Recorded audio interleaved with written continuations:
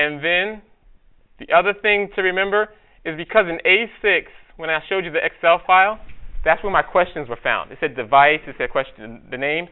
So I'm going to make sure I select read variable names from the row, because that's my variables. I want to know about those questions.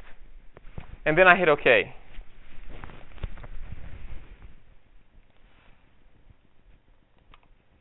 Okay, at that point, it's going to go ahead and bring in all the information for me into Excel.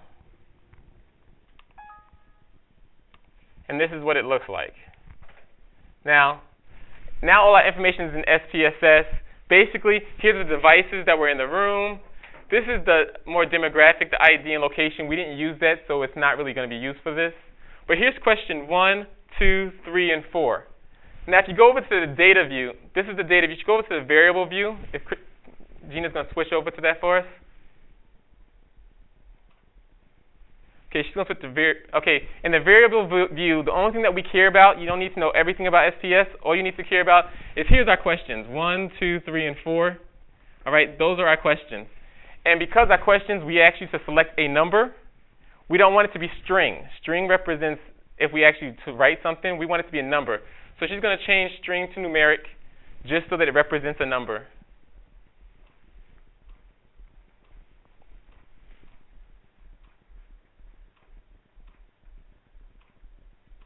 And there are other features we can go into that we're not going to use right now, but just to let you know, if she was to take the variables where it says values here and select it, we could actually put in what each value represented. 1 represented faculty, 2 represented, and so forth and so on. We're not going to do that right now because that's just more than we're going to go into. So that's all we did. We just turned that to numeric. Once we do that, now we can analyze our results.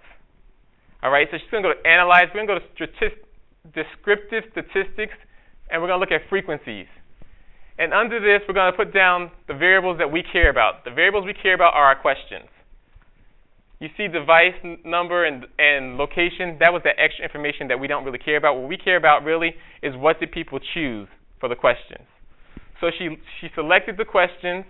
We're going to she's going to click on Statistics, because now we're going to choose what we want to know about. We want to know about central tendencies of our information. Mean, median, mode, maybe standard deviation, maybe even standard error of the means if we're trying to prove a hypothesis of some sort. That might be beneficial to us too, depending on what you're using this for. And then she's going to hit Continue. From there, we're going to look at charts. And under charts, we're going to choose whatever chart we want, be it a bar graph or a pie chart, and hit Continue.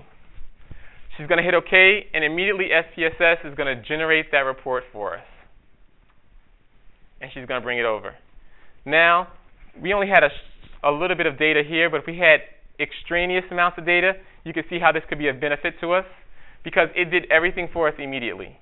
So starting out, we know with the second question that was asked, the mean was 4. Well, what was 4? That's why I printed off the other one by percentages. So if I go back to the other Excel file, I can see what 4 represented.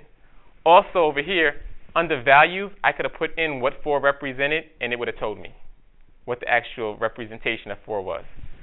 But for this, we know that the mean for question 2 was 4, and the standard error, we get that. So give me a second. Let me just check back to our questions. All right, yeah. For this question right here, we find out that the mean was 4, so the average of the people in here are pretty much 2. Sorry, yeah, thank you. 2. I didn't see that. All right, yeah. You start at the top. You got valid. 7 people answered this question. 4 people were missing. The mean was 2, so the average people in here are in training and development is what that means to us. And so if this was a lot of information, it would have just went through it all for us right on now, and we can find the mean, median, mode, and start using that information for our research or for our classes. After that, it breaks it down by question as well. So we can see per question what each person was able to, what each data on each question was. So we get percentages as well. So this is the basic SPSS. We don't go into any more detail on it because that right there will give you all the information relevant to you to start using for our purposes, for the statistics of our purposes. Yeah. Yeah. I'm not real familiar with SPSS. Right. Does SPSS also accept data in the form of CSV type file?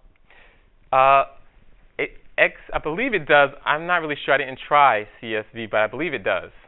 Just Mm-hmm. to let you know, this might be helpful to some of the Mm-hmm. others in here, is TurningPoint does have, under the reports, it also has an option, I think it might have been the fourth one down from the top, and it's called the data export widget. Mm-hmm. And what it allows an end user to do is actually convert the data that's collected into a fully customized CSV type of file. So the end user can actually decide what fields of data they'd like to include in that CSV file, whether it's on the participant level, on the response level, the question and answer level, and even a score level. And then that information can then be saved to a CSV file and input into any other application. Well, that's that. Thank you. We wish you. No, it'll save me tons of time, especially for training and development. Sure. For what we use it for. Thank you very much. Well, there's another way to do it. If you want to know more about that, you should see TurningPoint. But this is the way that I was doing it currently, but that would save us plenty of time to do it that way. So that's what we use SPSS for in this process, just to go through and get our results right away. Okay. Okay, briefly we just said that SPSS is used by educators, and it is for your statistical functions and data management and documentation. Oh, you got it? Okay. Wait. Sorry, you already changed it. Anyway, to sum up what we were just talking about for analysis is it works to our advantage because you can import a CSV file or an Excel file, and then it generates the reports for you best. SPSS on the website, it states that SPSS will do the hard computational work and let you spend time doing other things, maybe, gathering the data, getting everything that you need. So that's pretty much what we go through for analysis. You get all your results, you put them in SPSS, and immediately you got your results. Our next goal here was to... Okay, well, that question's over.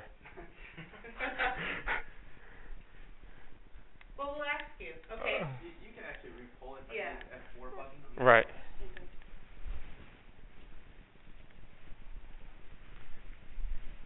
And now we're repolling. See this feature right here?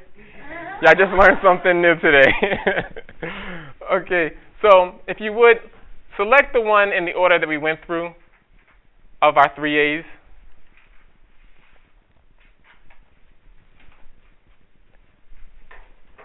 And we'll go ahead and we'll close polling. Okay. Those of you who chose number 3 is the correct yes. So everybody gets these when they leave today, because you are all a bunch of smarties.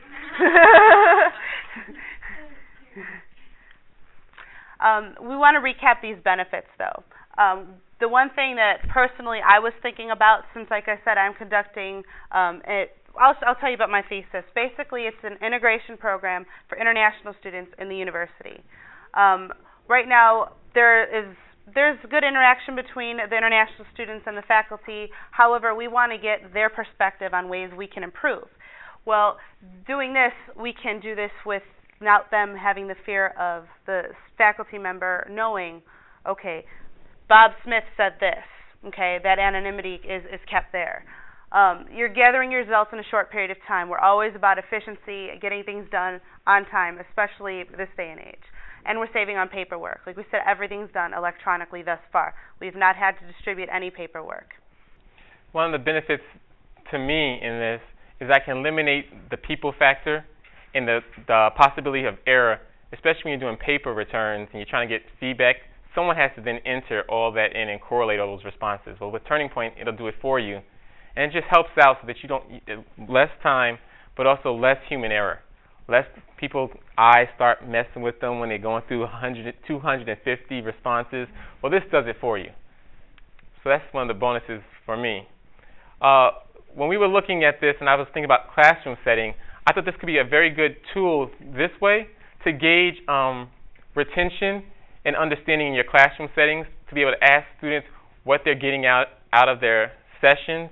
And while I know in a lot of colleges, they're going to assessment, looking at if their programs are how reliable their programs are, what they can change in addition to their programs.